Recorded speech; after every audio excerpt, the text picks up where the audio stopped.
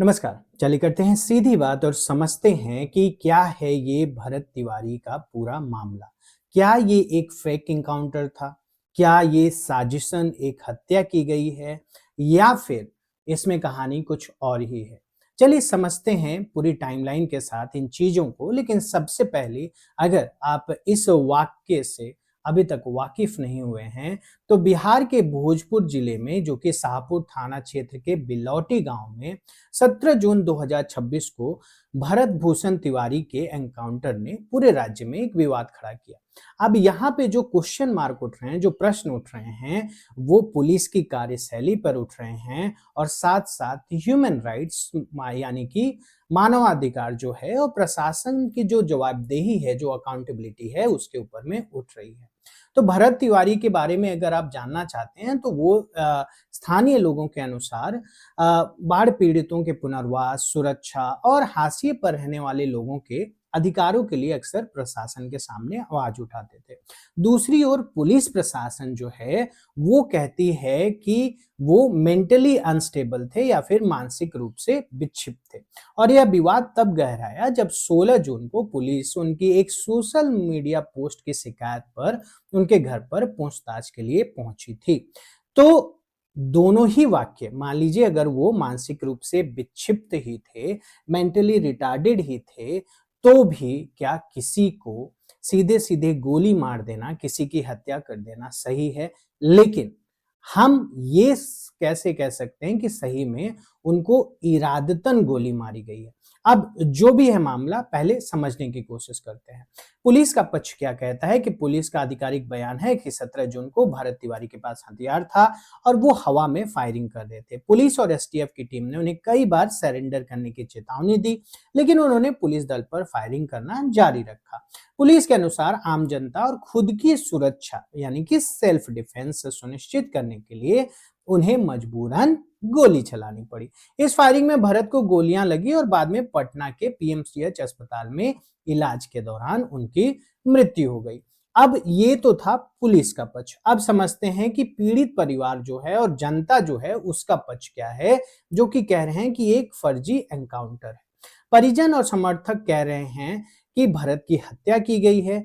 उनके दावों को बल एक वायरल वीडियो से मिलता है जिसमें देखा जा रहा है कि भरत तिवारी ने अपना हथियार दूर फेंक दिया था। आप देख सकते हो यहाँ पे उसे दिखाया गया है। और परिवार का बुनियादी सवाल यहाँ पर यह है कि जब भरत ने हथियार डाल दिए थे तो पुलिस को गोलियां चलाने की क्या जरूरत थी, और वो भी 4 गोलियां जो मारी गई हैं उसकी किस तरीके से आवश्यकता दिखी पुलिस को। अब इस घटना के बाद में भारी जन आक्रोश जो है वो देखने को मिल रहा है।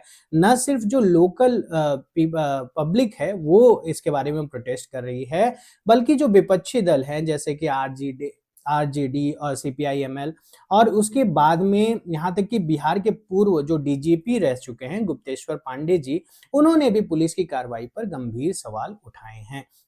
इन सारे दबाव के बीच में राज्य सरकार ने एसएचओ सहित 4 पुलिसकर्मियों को निलंबित कर दिया है। और अगर आप टाइमलाइन को फिर से एक बार समझना चाहते हैं तो 16 जून को क्या हुआ कि सोशल मीडिया पोस्ट पर शिकायत मिली पुलिस को और पुलिस जो है वो भरत तिवारी के घर पर पहुंच गई। भरत ने पुलिस के ऊपर में पिस्तौल तान दी। बाद में पुलिस ने बयान जारी करके कहा कि वह मानसिक रूप से बीमार है और उसे इलाज के लिए हम ले जाएंगे। 17 जून को क्या हुआ कि पुलिस और एसटीएफ ने भरत के घर की घेराबंदी की। भरत ने अपने घर से फेसबुक लाइव आकर हथियार लहराया और प्रशासन से बाढ़ पीड़ितों के पुनर्वास जैसी अपनी मांगों को पूरा करने को कहा। फिर 17 जून को ही दिन में मुठभेड़ हुई जिसमें कि पुलिस ने जवाबी गोलियां चलाई और भरत तिवारी जो हैं उनकी पीएमसीएच में इलाज के दौरान मृत्यु हो गई। अब विरोध प्रदर्शन और पुलिस का निलंबन जो है वो 18 और 19 जून में हुआ कि जब भाई विरोध प्रदर्शन होने लगे तो राज्य सरकार को पुलिस कर्मियों को निलंबित करना पड़ा। और 20 जून 2026 को बिहार के मुख्यमंत्री सम्राट चौधरी ने मामले की गंभीरता को देखते हुए पटना हाईकोर्ट के एक रिटायर्ड जज की अध्यक्षता में स्वतंत्र और निष्पक्ष न्यायिक जांच के लिए आदेश दे दिए हैं। अब ये पूरा मामला 2 विपरीत दावों के बीच में उलझा हुआ। एक तरफ पुलिस की आत्मरक्षा की दलील है और दूसरी तरफ वीडियो में परिजनों द्वारा सरेंडर के बाद हत्या का आरोप है। अब चूंकि ये जो मामला है अब ये एक रिटायर्ड जज के अंदर है, तो हमें लगता है कि जो सच्चाई है, जो वास्तविकता है, वो जरूर सामने आएगी।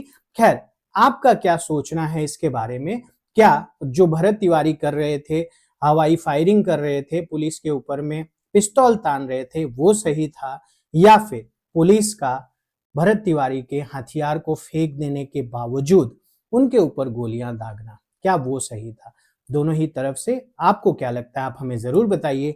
और इसके साथ अगर आप किसी परीक्षा की तैयारी कर रहे हैं या फिर कैरियर में संघर्षरत हैं, तो लगे रहिए, गिव अप मत करिएगा, क्योंकि अगर आप डिसिप्लिन्ड और ईमानदारी के साथ लगे रहेंगे, तो आज नहीं तो कल आप सफल जरूर होंगे। और अगर आप सब्सक्राइब करेंगे तो हम फिर से जरूर मिलेंगे।